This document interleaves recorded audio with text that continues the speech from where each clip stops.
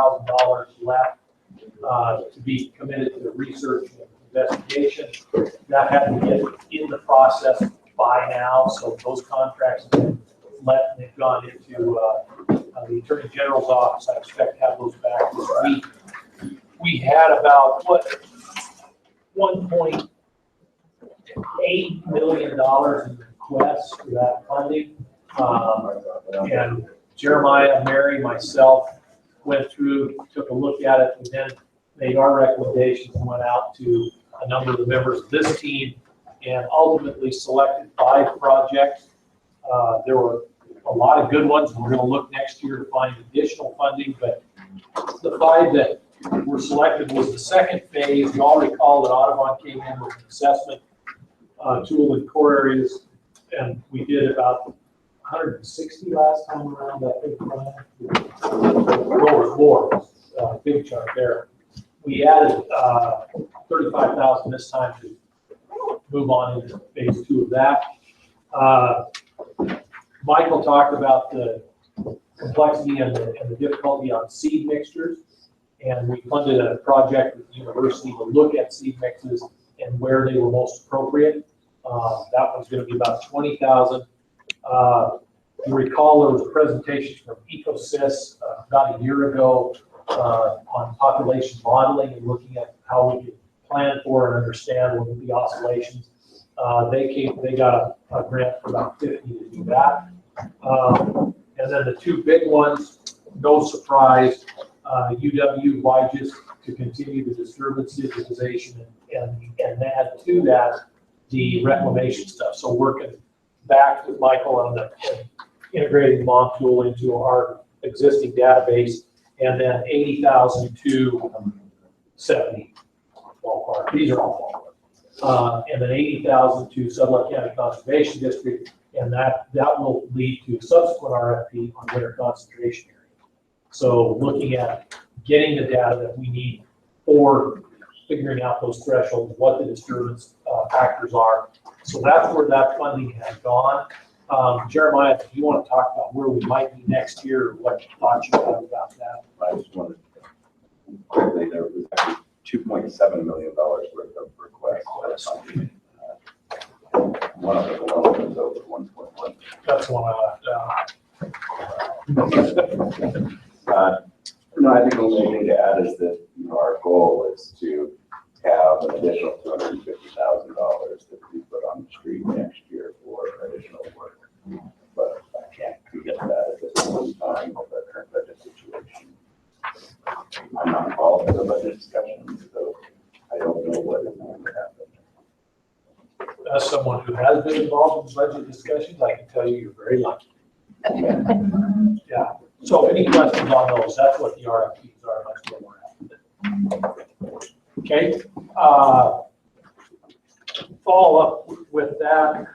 Do you want to go ahead and give the economics? Yeah, I don't have a whole lot to give here. We are going to have both Temple Stolinger and Tex Taylor from the university give a presentation at our next meeting.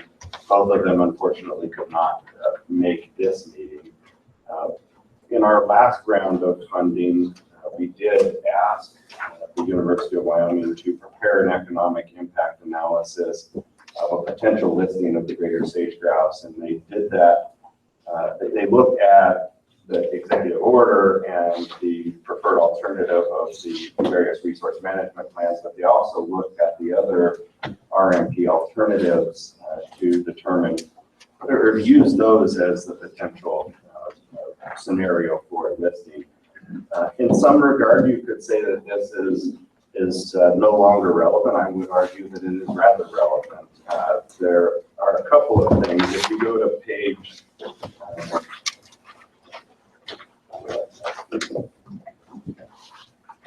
If you don't have them, there's more up here. yeah, sorry, I did put some outside as well. Page 19, there is an ESA listing analysis as well as the current action analysis.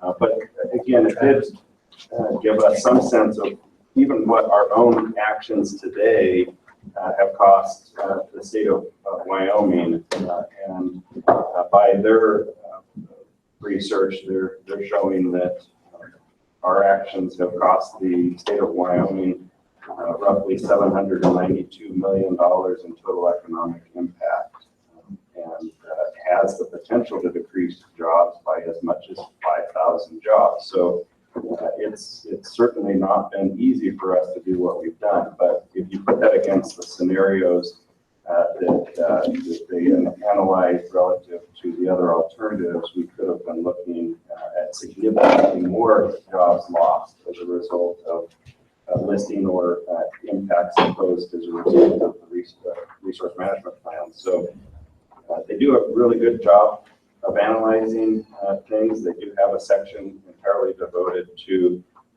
ag in here. So take a look at it. We'll have them come in and give a full, robust presentation in the near future, but I wanted to get this out to you. They are pushing it out, and if they haven't already, they will push a press release out on it. They will have this information up on the web. But the other reason that I see it as of value, you do have litigation out there, and certainly there are those that are pushing for some of these alternatives to be used, and or perhaps even further. And so it's good information to understand what those impacts, socioeconomic impacts are of the state. Any questions on that? Again, I think I just encourage you to take a look at it. It's not new information for most of you because you've been through this process, but it is properly analyzed and put in a little more readable understanding form. So we'll get them in to talk to us. Tom, you want to talk about winter concentration? You had a meeting yesterday, I believe.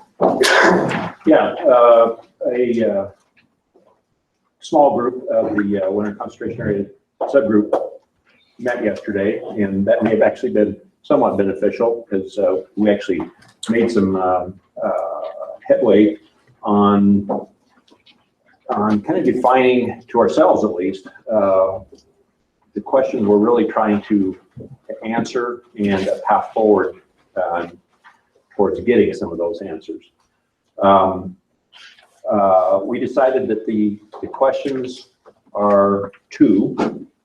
First, what do sage grouse do when development occurs in a winter concentration area? And these are going to sound fairly obvious to you, but we've never really written them down in a concise, this is what we're trying to resolve. And two, what impacts to sage grouse, or no, excuse me, start over. What impact to sage grouse is there from development in winter concentration areas? That's a different thing. In other words, how do sage grouse respond, not just perhaps in movement, but in their demographics? Does their survival change? Does what are the true impacts to the bird and the population? So the approach that we propose coming out of the meeting yesterday was to hopefully use that RFP funding. All that is right now is a pool set aside without a specific, this is what you will do. And we'll get into that in a minute. Okay. Given the amount that's there and what we think we can afford to do with that in a relatively short period of time is to fund a data mining analysis of the existing winter data.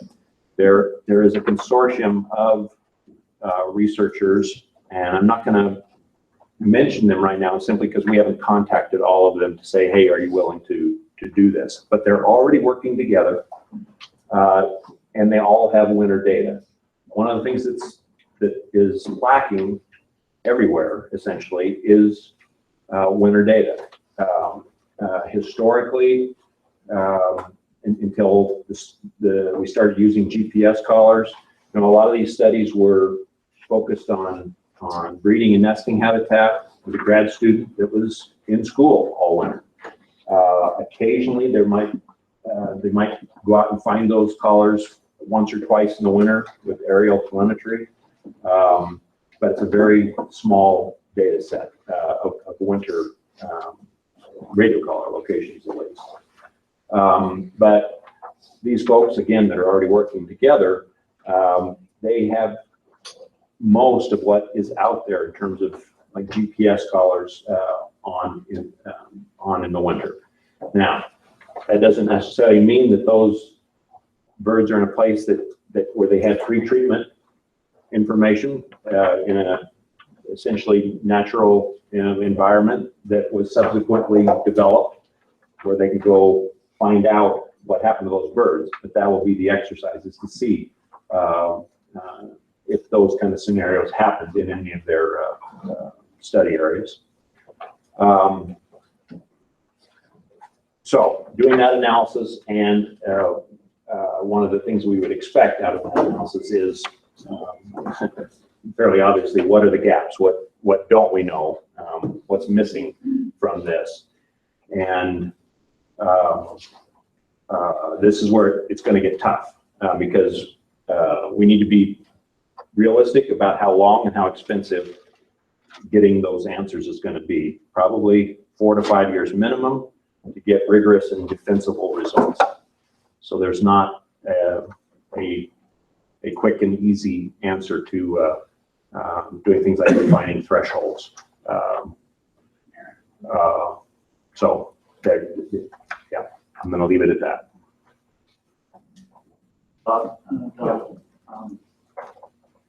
Since Paul wasn't there yesterday, we talked a lot about it. We set those thresholds for you yesterday, Paul, just like you asked.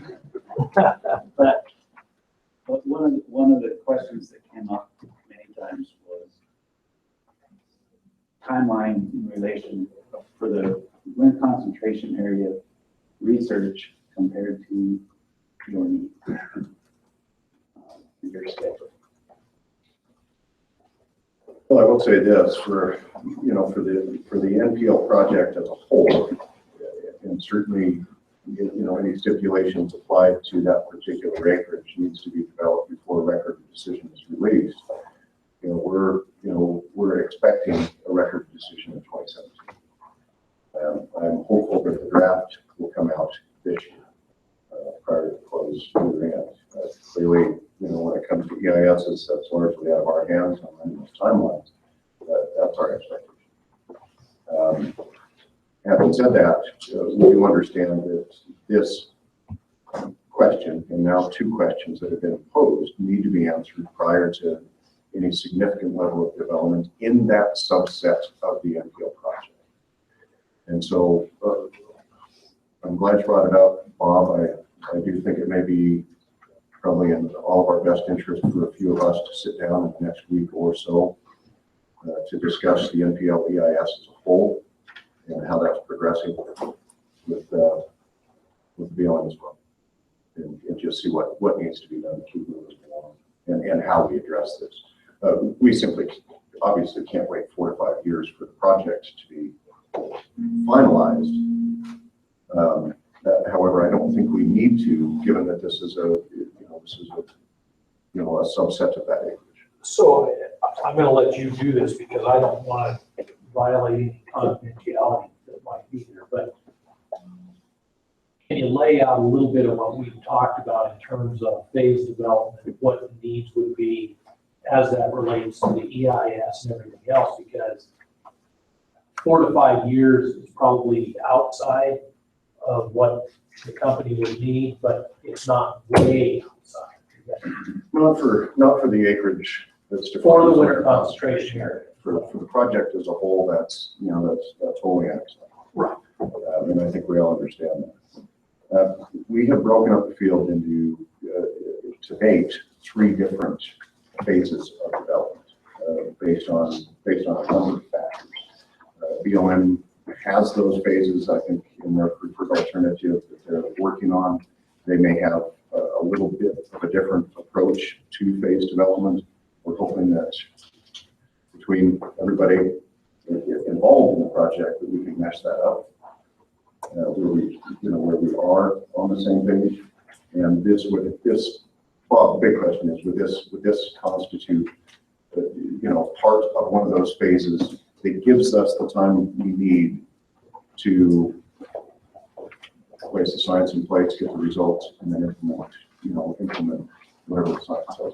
I think that's the concept is that, and the company has been very willing to say, look, we're going to avoid that conflict at the outset. We need to understand what the mineral looks like. We've got a lot of things we need to know.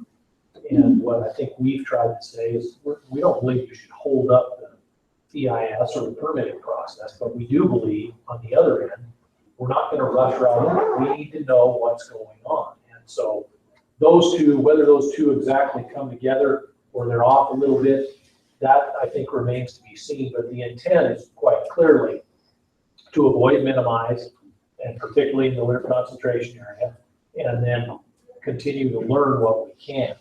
So to that end, what we did is with Sublette County Conservation District, they do a lot of the work for that local working group anyway, handle their funds, that sort of thing. They are the local entity that made sense to hold the funds, be the fiduciary agent, fiscal agent. Mike Hand does not. He said, my board isn't going to decide this. And I said, no, we're going to have a team of people.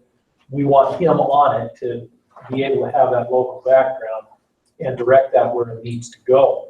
So the funding is there, but as soon as the contract is done, we will work with Mike to issue the RFP. And so your group needs to narrow that to what that needs to be so that we can write that RFP. I'd like to, I don't know that we can, but I would like to see those contracts let as close to July 1 as possible. It may be August by the time we get through the RFP process and everything else, but it's a critical issue for us. It's clearly one that the governor has identified in the executive order, and this is, we want to get moving on it as quickly as we can. So if we're looking at an EIS in 2017, we should have an expectation that we're starting down this road before that EIS ever, that ROD gets signed. So does that tie back to your question?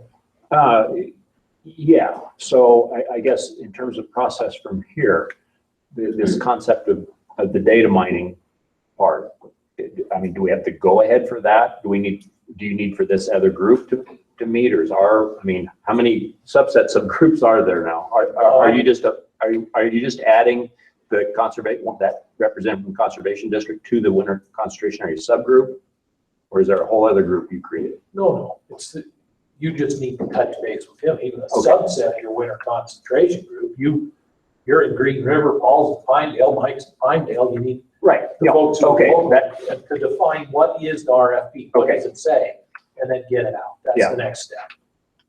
Right. I think the next step truly is contacting those. I mean, there really is, I don't know that, and we'll have to pass fiscal and attorney general, restrictions on this kind of stuff. But if this consortium is the sole source for the data, I don't know that we need an RFP. We just need to ask them if they can do it. And because nobody else is going to get that data. Yeah, and that you just need to do that in a fairly transparent manner. Oh, sure. You don't have the other issues. Money is Conservation District.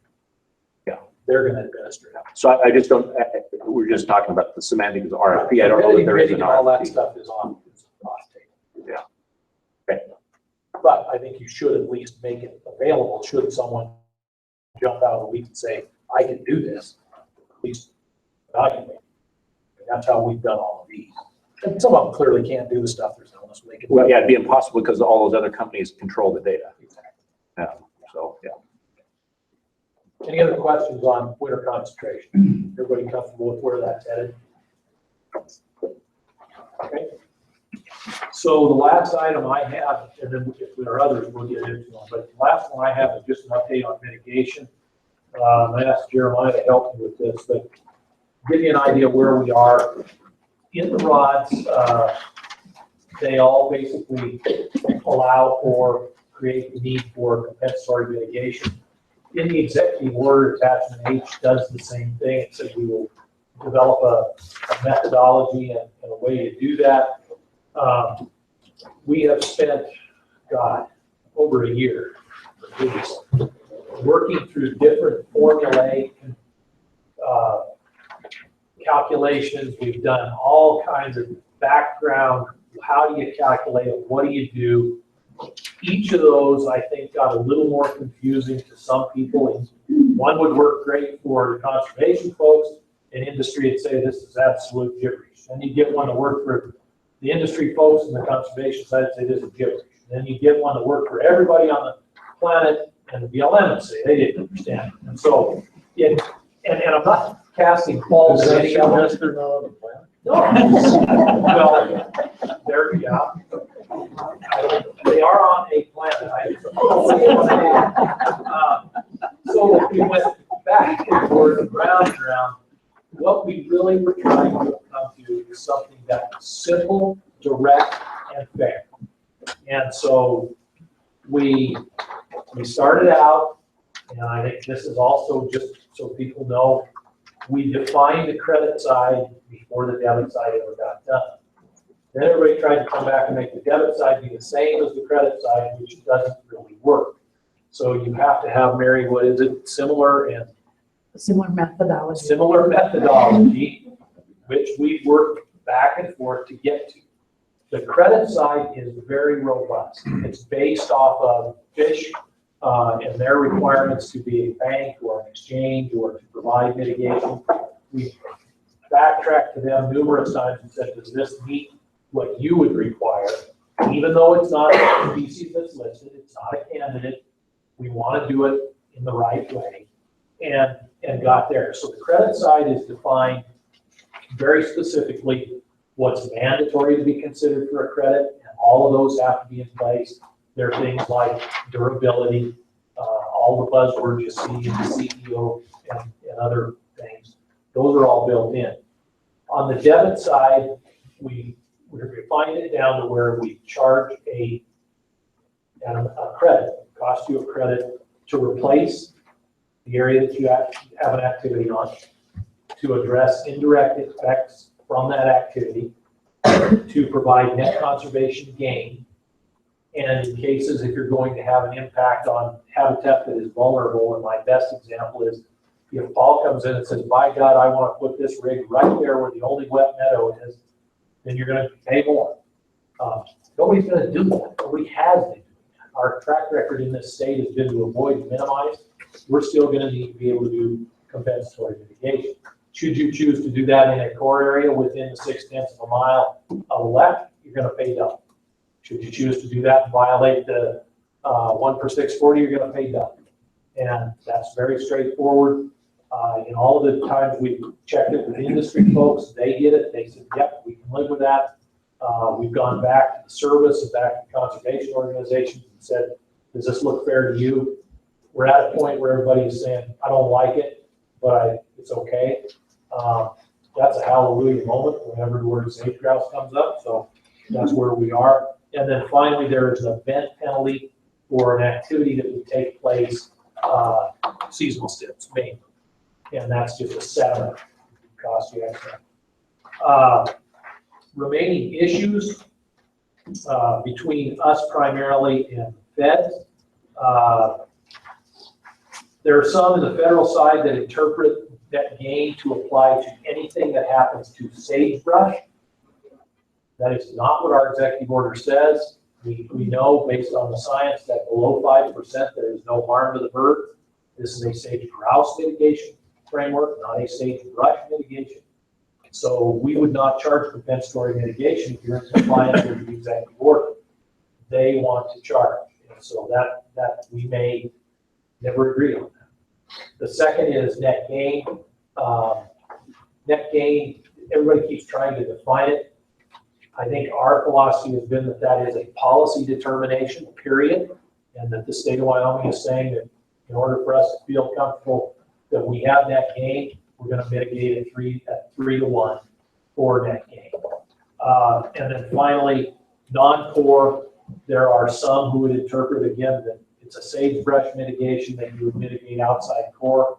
We have very clear standards for what you do outside core. If you're within a quarter mile, if you're within 2, then you're going to be charged compensatory mitigation. If you stay out of that, you're not.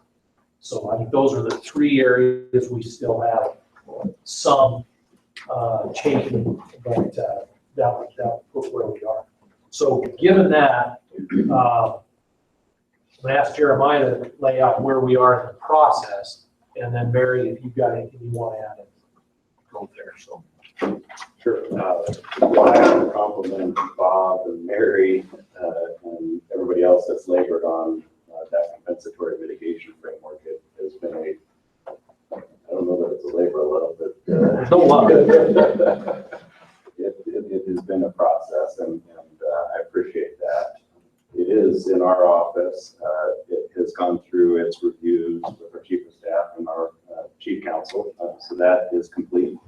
It now heads to the governor. I hope to have that complete by the end of this week.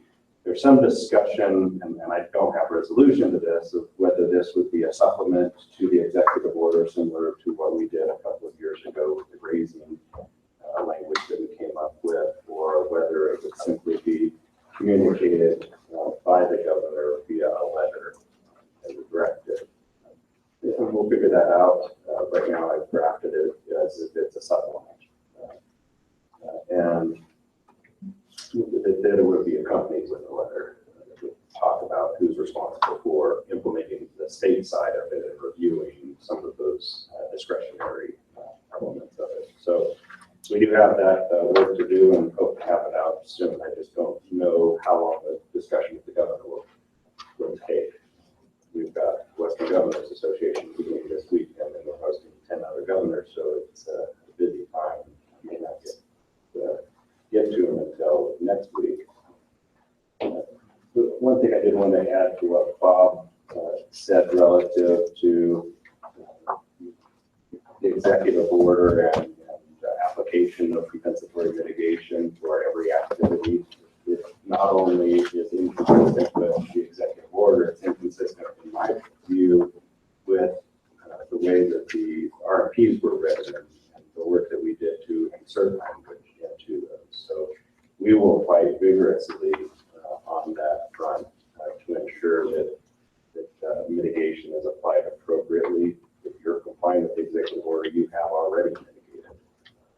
So fight that aggressively. We will certainly work to ensure that the net conservation gain standard is held to standard that we set through this policy. Questions? Doug? Why doesn't this require statute? Whether you You're basically imposing a tax on the mitigation. That it just amazes me you can do all this without having to get legislation. Well, right now, the standard is that if you can't come under those stipulations in the executive order for a permit that you're otherwise required to obtain from the state, the answer is no. And I look at this as a means by which we can afford opportunity to say yes, and in the event we want to say that yes. Have we, I'm going to reference the study we did around the Douglas area looking at 3% versus 5%. Is that written up anywhere? Because I think it would be very useful. This is an ongoing, as we all know, this is an ongoing discussion with DC about 3 versus 5 and their inability to enforce 3 anywhere and our ability to enforce 5 and 5 being different. I mean, have we written this up in a way where this could be delivered? Is there someone available? If not, is there someone available who could put it together? Because this is, I think it's a real ongoing sort of floating log jam in this whole process, because we keep hitting up against, oh, well, 3's got to be better than 5, but you know, 3's actually really 18 when you look at it under the 5. If we could get that as a deliverable. It has already been done, the BLM did it, and if you actually go back to the governor's comments. Then can we make it available? Because I'm in this argument constantly. It was divided with the comments. One of the drafts. We provided it numerous times starting in 2014. Can you get that to Brian? Maybe. Well, I want to say here, thank you to Dave too, because he attended one of our trips to DC and we did 14 hill visits in 2 days. And this is a question that is out there, that is continuous, it's understanding that Wyoming isn't getting away with something. Yeah, in the governor's letter, it sets it side by side and what is required for the 5%, what's required for the. We need to make a public service announcement out of it, cell phones or something. Well, if you want to get to the heart of that question, we were in Boise a month ago for a federal litigation policy meeting, which these are really hard to go to. And I offered for Wyoming to go to the 3% as the other states were, and the other states were the first ones to say, don't let them do it. And as you just alluded to, in Nevada, using the 3% as formulated by CNIC, their tolerance is actually 15%. So this is not an issue of not being able to understand, it's an issue of not wanting to understand, and usually that's where a tubivore is involved. But the problem is it's infecting others that are making the decision. We'll get That's why I'm saying if there's a way to do a better job, and I mean by that legislators, that they are hearing both sides of this with never anything that makes it where they can understand it. And so I think that would be very helpful. We're having, I think, pretty darn good success in working through some of the present issues, NDAA, et cetera. But having this in our armory would be very helpful. We'll get that too. Paul. Couple questions. On the mitigation framework itself, will there, or is there a vehicle for voluntarily, if you're voluntarily avoiding, minimizing, and or seeing success on reclamation, to recoup credits? There are two credit recoup methods, I guess I would put it. The first one is that if the credit is for let's use an exploratory well as an example, and it's reclaimed back to functional within 5 years, you get half back.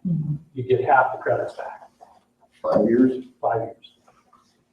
It doesn't have to be the full, but it has to show the confidence. It's got to be functional. So we're not talking about qualifying for rollover credit at that point, correct? No, No, it's your Yeah, credit credit. that's it's a too narrow rebate, time. so you get half your credits that you put out back. If it's in 10 years, you get a quarter of them back. So if it costs you 50 credits, and in 5 years that site was restored, it's a dry hole or whatever it is, then you get the credits back and you can use them again. The other one is more the restoration side. We've been very firm, and I don't think that's going to change, that you're not going to get it until it actually is functioning. And at that point, yes, then you would be earning a credit for that. If it is required reclamation, if it's something that you've been required to do as part of your plan of development, or it's in the EIS, it would not. You couldn't claim it. But an example would be the work that the soda ash boys been doing down there in southwest Wyoming, where they're going in, reclaiming pipelines, doing things that we're not even there on doing. They're earning credits for that. And so the both are there. But if you are over 5%, I mean, part of it is if you are over 5% and you're still required, then you still get, because you had to pay extra credits. Yeah. So the rollover, you get that back. Yeah, the other question, I'm not sure if this is a question or a statement for both. We had a philosophy on day one of incentivizing in non-core. If mitigation is going to be applied to non-core, that is a further disincentive for development in Wyoming. I don't need to remind most of you, we're at 7 rigs in the state right now. And I don't see it getting a heck of a lot better anytime soon. And anything and everything we can do to forward the concept that is now built into the executive order and the governor's energy plan to incentivize non-core development. And this being another hurdle, that we keep finding hurdles and reasons not to incentivize and not encourage non-core development, we're going to continue to have a depressed economy in Wyoming. It's quite that simple. So I would highly recommend that this group start refocusing very soon on providing incentives now that we've gotten over the listing hurdle, now that it looks like we're closer than not on a mitigation framework, to put some serious focus on what we can do to incentivize non-core development. And that's, It's a big part of what we've all done, and we have continually found reasons not to fully address it. that's inherent in this, but this doesn't address all of the issues there. It certainly addresses whether or not you would be required to do a fence to the outside. No, unless you violate the quarter mile. Sure, and the bigger question is the BLM going to follow suit on that philosophy for non-core? Absolutely, That's the goal, correct? correct. But not necessarily, because on transmission, there's mitigation everywhere. So there is, I mean, I don't know about between state and federal, the mitigation will be different, and that can potentially be precedent setting for the industry.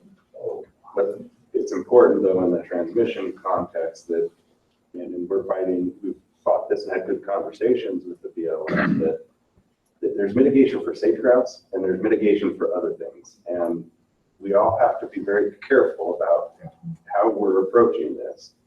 I can't let the executive order be used as a means to mitigate everything, or, but equally, others can't use it as a blanket to hide from mitigation for other things. And coupled with that is one of the things that actually is I found rather amusing. And let me say this up front. When I talk about the BLM, I am not talking about our state office. They have been incredibly helpful. They've been good to work with. They sit right there with us and help develop this. So it isn't something that Pam or her folks are doing. They're trying to work with us, as it should be. But we've got people saying, well, you can't stack credits. You can't come in and sell a credit for mule deer one day and then sell a credit for sage grouse another, and then sell one for pygmy rabbits the next. When it comes to the debit side, they're just fine charging you, Sherry, for pygmy rabbits, and then taking the same acre and charging you for midget-faded rattlesnakes. And we've said, no, we're not doing that either. So if you're going to charge mitigation for something and you're capturing those values, this ties back to what Pat is talking about with the sagebrush ecosystem, then make it right. And don't play games on either side of it. And it's been really hard to keep that in check, so that's another part of that piece that you're talking about. The sage-grouse is being used for the modeling for that, though, even though it's now for other species, sage-grouse is still kind of driving the parameters of that, which makes it muddy. Well, it's an unlisted species, we're taking a beating, is what it is. So anyway, Doug, you were next. I was just gonna, back to what Brian was talking about, that might be a valuable thing to farm around to the team here, because we run up against that in some of our forums. Jeremiah could pick that piece out. Yeah, and Mary, if we can find it, we have one that I think Nicholas did that showed a specific core area using our 5%, Douglas, using our 5% and using Connect's 3. The difference is we say it's 18% disturbed, Connect says it's 0. And they don't count fire, they don't count a lot of stuff that we do. So, yeah. I've provided the letter where the governor talks about the 3 and 5 to Mary, so she can get that out to the team. But Nicholas does also have some additional information we can provide everybody, like his visual. Yeah. Well, and what I think what's happening is that the question is out there. They're kind of probing to see if it's consistent. And so far we've been consistent, very consistent. And even some of the people who have been tempted to go, well, Wyoming special, because they're beginning to understand that, no, we self-impose a great deal of constraint and development inside these core areas, but they're not willing to, they still want to hide behind the argument. They're not willing to come forward and say it. And in fairness to the other states, they're not the ones doing the complaining. It isn't Idaho and Nevada and those guys complaining. There's at least one state that is. Well, yeah, I don't count that as a state. Yeah. So But once they sat down and had a conversation, I think they understood, oh crap, we might get a good deal. And we've argued this before, and I brought this up at the Douglas Core meeting when one of our normal attendees talked I challenged him on it. He came back and said, you're right, you know, I talked to Connect and he agreed that you're right on this. So. I just want to add the other missing piece in the explanation that people aren't getting is the cumulative nature of the 5%. They still don't. That it isn't you do 5%, then you come back and you do 5%, and you're adding. What? I'm not. Your fault. We're not. I know we started it, but we're not here. But that is really another falling down in the understanding, is that this is, it rolls forward and you have to fix part of the 5 before you get another piece. That is lost in translation here. So it's those are the two pieces that I see as the real communications gap. Michael's trying to get in over here, but I just think that it's important that we see, to me, that's the big hole to fill right now. Michael already got a half hour. He's gonna have to wait. Go ahead, Michael. Yeah, to touch on what Paul was asking about before about incentivizing reclamation efforts, I should have touched on it, I guess, more in my talk, but the whole mitigation opportunity part of that mapping tool. We have a lot of sites that pass rollover that are not necessarily at Safe Trails core. If operators went back and added the additional, we know these sites are stabilized now. If we went back and added this shrub cover for percentage, is that something that they could get mitigation credit for? Probably. So if they go above and beyond what the regulatory criteria is, they can. Right. Just remember that the one key component there is you gotta have birds there too. You can't just go create a perfect model with nothing in it. So, yeah, done. Bob, I want to go back to what we were discussing this morning, because not all historic ranch practices are included in the de minimis part. Let's say are you saying if a rancher wants to remove sagebrush, which I don't believe requires a permit, Correct. but it is prohibited, it is suggested to be prohibited by the section 3 there, or C there, so they would not have to face any potential mitigation for that kind of activity? You got no jurisdiction. Would we discourage it? Sure. Yeah, that's what the executive order indicates. We don't want you to do that. Would we discourage our federal partners from funding you to do that action? Absolutely. But you don't require a permit to do that. No, I'm talking about where there is any. No, I'm just curious, because it's saying like on the grazing end thing, it requires an approved grazing system, some sort of language like that, where a lot of times that doesn't exist. What is it? Your de minimis. It uses an expression, Yes. It's just crazy. The big thing is grazing is not a surface disturbing activity, so you can't try to prohibit it. So grazing is not a surface disturbing activity, so there is no debit or credit associated. Well, I wasn't asking for that, but it says you're to use a recognized management approach. Approaches, wildlife management plans, natural resource conservation service grazing plans, etc. Those plans don't exist on private land unless you're participating in particular things. But you have. So you can have no plan. So you could be, just wanted to make sure that that would also be interpreted as something that would require mitigation. No, because it's not a surface disturbing activity. It's de minimis. So, or Jeremiah, I guess, when would we expect to see a written format of this? Is it after the government reviews it and distributes it? Final, if you want the draft, I'll give it to you. Oh, that'd be great. I know, you know, I think Montana's watching closely. I mean, they're clueless. They have it. They have it.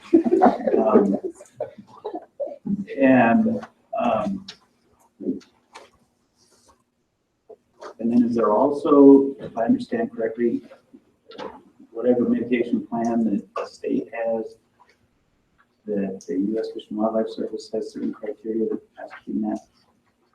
Tyler can give you more detail. They're going through their mitigation manual, isn't that what it's called? And there are some glitches in there. I think they're coming back now because of the meetings we've been having.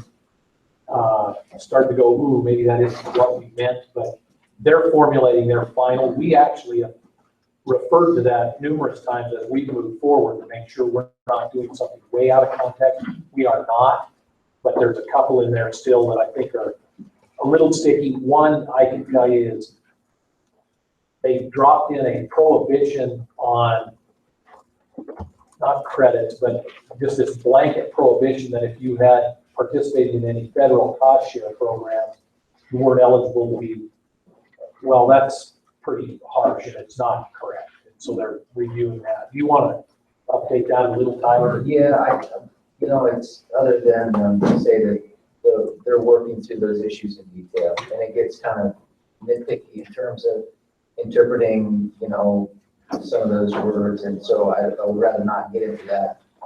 The anticipation completion date is September, October of this year to really work through the details, and the idea is putting it into practical implementation context. I mean, everything that you're working on, the governor, the core area strategy, the transmission line, I mean, it all has to fit together cohesively.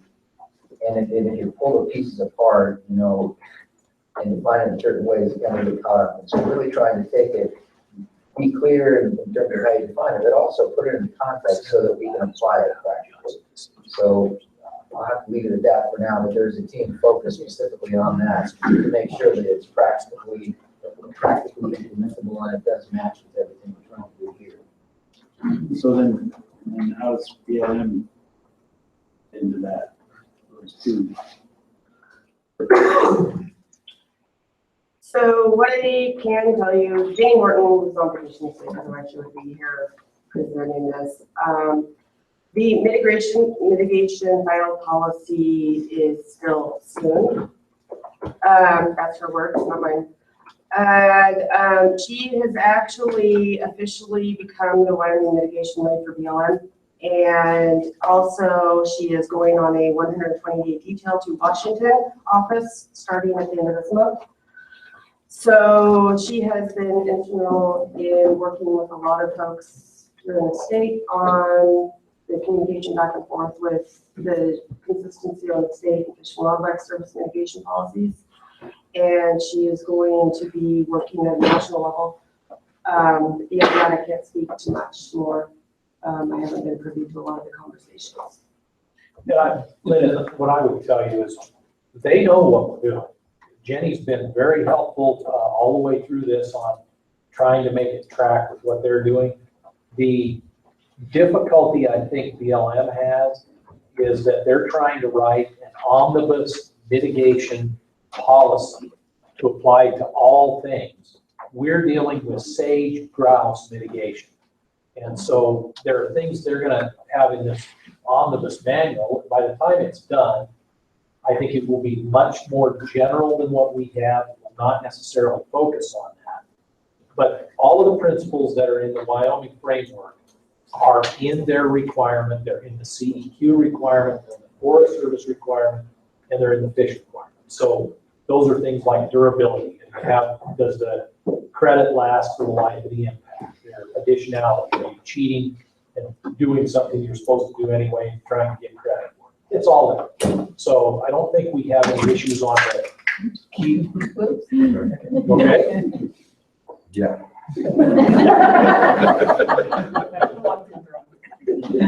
Geez, I said we agreed with the BLM, we lost.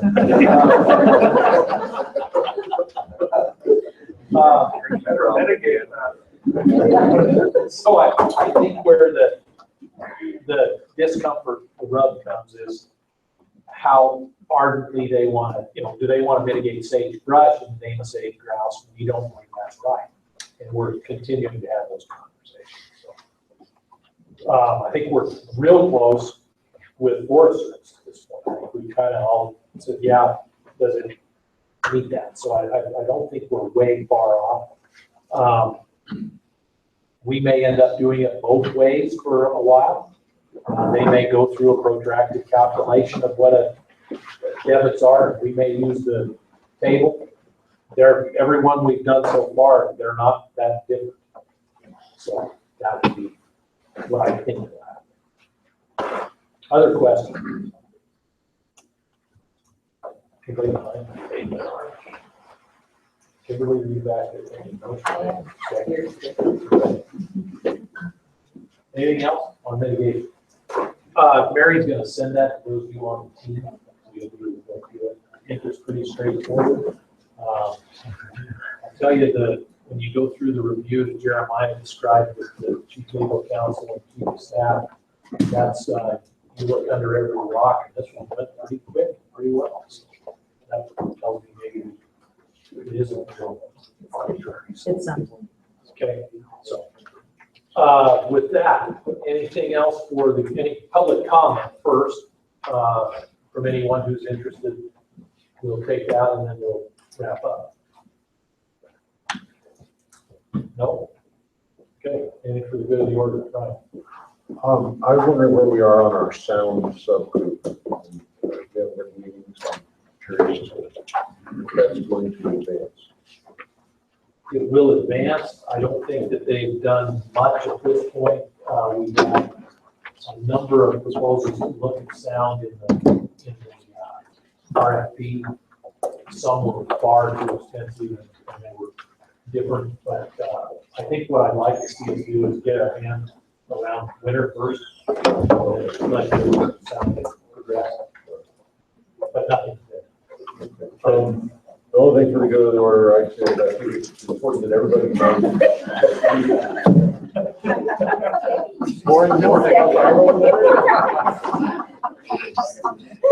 Somebody get containment on him for this. Clean up on aisle 5. Need me a water bottle. Mrs. Curran, would you get your child, please?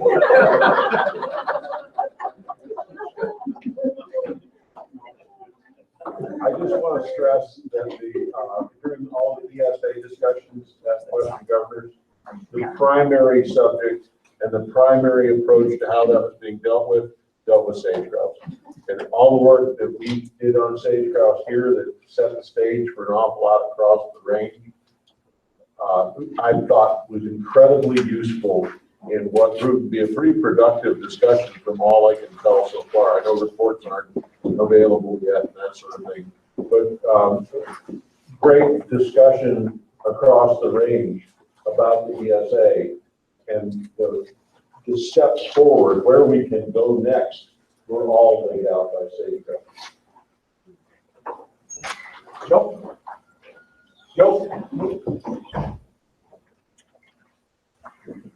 Lyndon, great.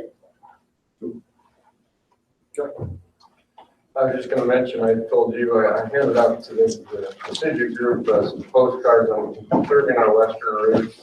There's some out on the table if anybody's interested, some big posters as well. I do a good job of tying soil health to plants, the resilience, some of the stuff Brian talked about, and then ultimately the wildlife habitat. So feel free to take those if you're interested. Thank you. Okay. Your lunch? Oh, excuse me. Oh. Shook your head. One thing to follow up on Brian's question about the noise. Jenny had indicated that BLM had previously been identified as the lead for that subcommittee. She was under that understanding with her no longer being in the biologist position, whether or not that lead should continue with BLM or be passed off to Game and Fish. So that. Or a new person was on. We're kind of down on people in the biology section right now. So, yeah, so obviously just when get that. Yeah, we'll appoint you. Yeah.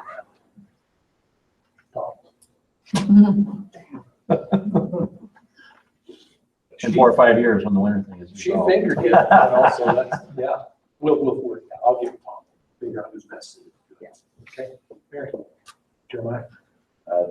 Just following up on Brian's lead in, the Western Governors Association, again, they are meeting starting this weekend. On Monday, the rollout of the ESA report, as well as the resolution that was adopted by the governors. I think it's going to be adopted. We're only a little short yesterday. So that will roll out on Monday. I don't think think you're gonna find anything that scares all of you. I think you'll find a whole lot that you like about that resolution. It was well vetted amongst the 19 states. That does call for an action plan. That's where the rubber meets the road. And so we will get into more detail and more specifics as we write out that action plan.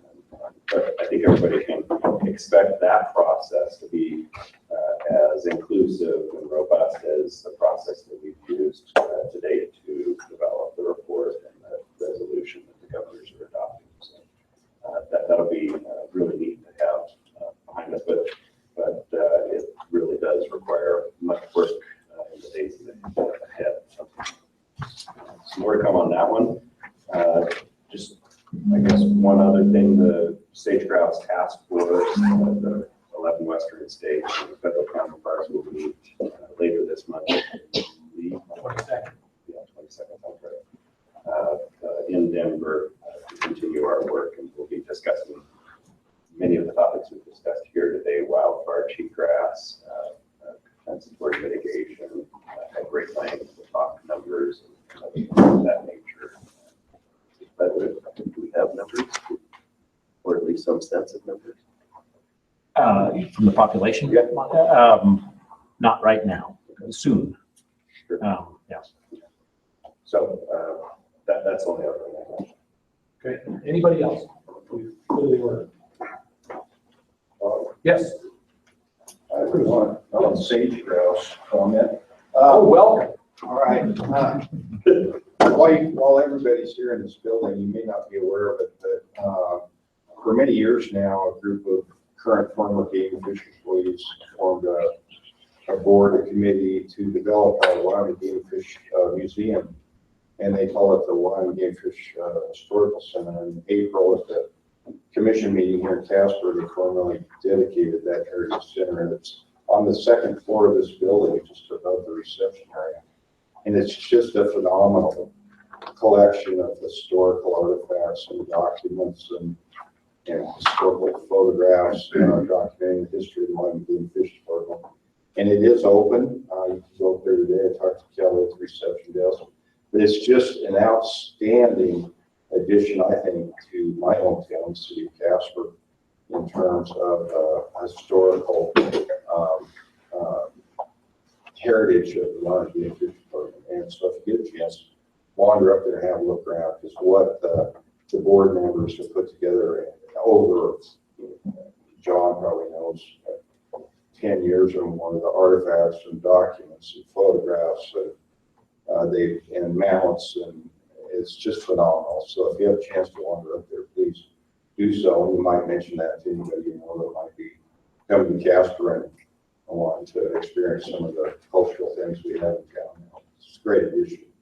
Failed to mention that it is done in the honor of your brother, Jay. That's Which is correct. very, very appropriate. Yeah. Okay, thank you for that. Thank you all. Have a great afternoon.